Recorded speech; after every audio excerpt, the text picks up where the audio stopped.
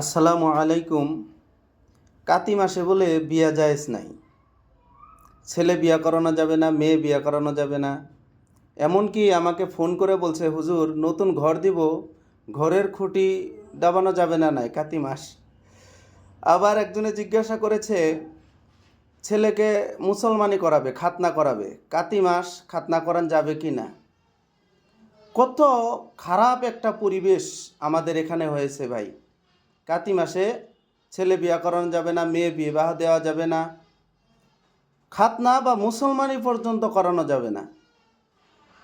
সত্যি করে যদি এইগুলা কাজ গুনাহ হবে মনে করে যদি কেউ বিবাহ দেরি করে পাতে, কাতি মাসে না পাতে, যে কাতি মাসে যদি বিবাহ পাতি গুনাহ হবে, মুসলমানি করাইলে গুনাহ হবে, নতুন ঘরের খুঁটি ডাবালে গুনাহ হবে, এই গুনাহ মনে করে যদি কেউ কাতি মাসের এই সমস্ত কার্যকলাপের থেকে বিরত থাকে, তাদের জন্য বেদাআতি গুনাহ হবে।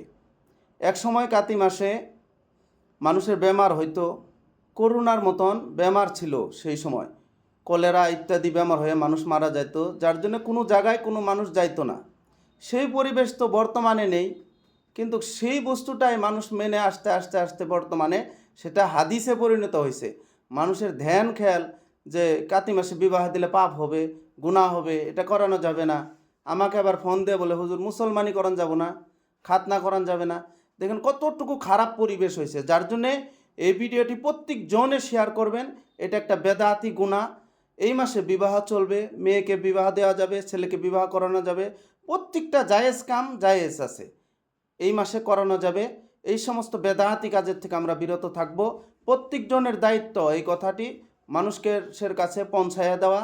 আমরা কিসের দ্বারায় পৌঁছায় দেব? প্রত্যেকজন যার যার কাছে এই ভিডিওটি যাবে, আশা করি সবাই শেয়ার করে ইনশাল্লাহ সবাইকে জানানোর চেষ্টা করবেন। আর প্রত্যেকজনের মতামত কমেন্টে জানাবেন বলে আশা রাখছি। আসসালামু আলাইকুম ওয়া রাহমাতুল্লাহি ওয়া বারাকাতুহু।